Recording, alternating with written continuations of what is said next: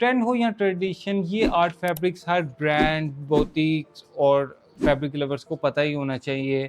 सबसे पहले बात करते हैं कॉटन की। कॉटन एक नेचुरल फैब्रिक है, ये एक कॉटन प्लांट से लिया जाता है। कॉटन अपनी ना लाइट वेट, ब्रीथेबल को लेकर काफ़ी मशहूर है। इसके अलावा अगर आप ये देखा जाए कि कॉटन जो है उसको समर का किंग भी कहा जाता है।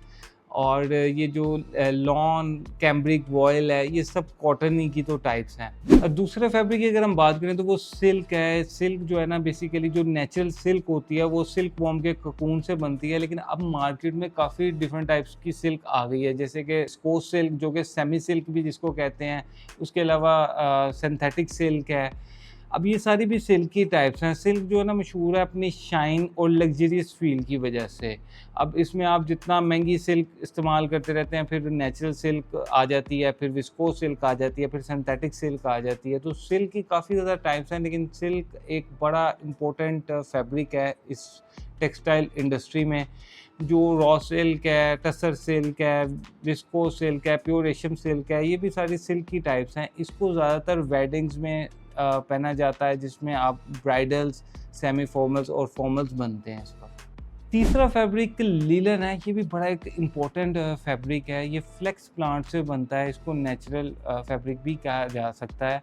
ज़्यादातर लिलन जो है ना, ये ब्रीथेबल होता है, 4 सीज़न फैब्रिक होता है, लेकिन इसको ज़्यादातर खुले मौसम में पहना जाता है। इसकी फील में थोड़ा सा क्रिस्प होता है और ये डिज़ाइनर्स का बड़ा पसंदीदा फैब्रिक है। फोर्थ फैब्रिक वेलवेट है। ये एक सॉफ्ट, थिक और लग्जरियस फैब्रिक है। ज़्यादातर इसको फॉर्मल्स में पहना जाता है। आप देखेंगे कि ज़्यादातर वेडिंग्स में इसके ऊपर मैक्सीज और लहंगे बनते हैं।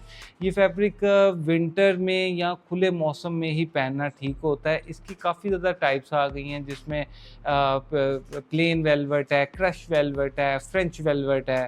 तो वेलवेट एक सीज़न में एक दफ़ा तो ज़रूर पहना ही जाता है। फिफ्थ फैब्रिक की बात करें तो इसमें शिफॉन और जॉर्जेट आता है। ये दोनों एक ही कैटेगरी के फैब्रिक हैं, लाइट वेट होते हैं। और अगर इन दोनों में डिफरेंस की बात की जाए तो ज़्यादातर शिफॉन जो है वो सॉफ्ट होती है और ब्रीक होती है।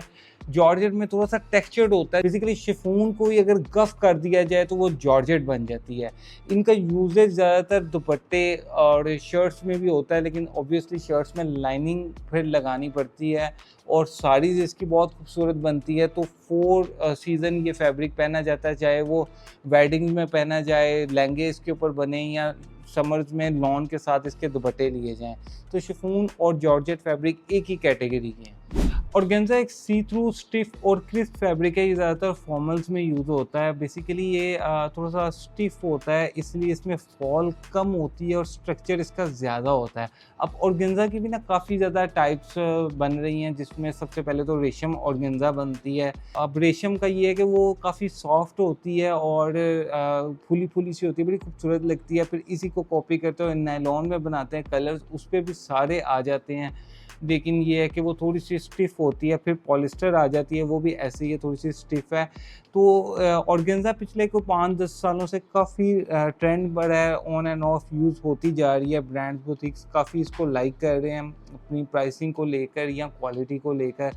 इसके ऊपर काफ़ी ज़्यादा फॉर्मल्स भी बनते हैं, सेमी फॉर्मल्स भी बनते हैं। हाँ, सी थ्रू होने की वजह से लाइनिंग का यूज़ होता है, लेकिन दुपट्टे के लिए बड़ी परफेक्ट चीज़ है। सेवंथ फैब्रिक में नेट और कॉटन नेट आती है। ये दोनों सी थ्रू फैब्रिक हैं और ये दोनों ही फॉर्मल्स में और सेमी फॉर्मल्स में यूज़ होते हैं। बच्चों के ड्रेसेस में भी इन फैब्रिक का काफ़ी यूजेज है। ये दोनों के ऊपर कलर्स वगैरह सारे आ जाते हैं। ज़्यादातर इसको नायलॉन में बनाया जाता है और सॉफ्ट इसकी रख्त रखी जाती है ताकि ये कंफर्टेबली पहना जाए। अब ब्राइडल्स की बात करें तो नेट के ऊपर आप जितना मर्जी ब्राइडल का हैंड वर्क वगैरह करवा सकते हैं।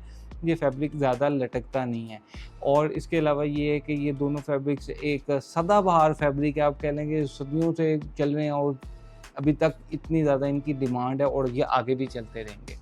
8th फैब्रिक का मैं आपसे पूछना चाहता हूँ कि आपके मुताबिक कौन सा 8वां ऐसा फैब्रिक है जो कि टेक्सटाइल इंडस्ट्री का बहुत ही इम्पोर्टेंट फैब्रिक है। आप अपने राय में कोई सा भी फैब्रिक जो आपको लगता है वो 8th फैब्रिक की कैटेगरी में आ सकता है, उसको कमेंट्स में मेंशन करें और उसकी थोड़ी सी डिस्क्रिप्शन भी बताएं, वो फैब्रिक कहाँ से आता है, उसका यूजेस क्या है। और इसी तरह वीडियो को एंड करते हैं। अगर आपको वीडियो अच्छी लगी हो तो इसको लाइक और दूसरे लोगों के साथ शेयर भी करें। थैंक यू सो मच और कमेंट करना ना भूलिएगा।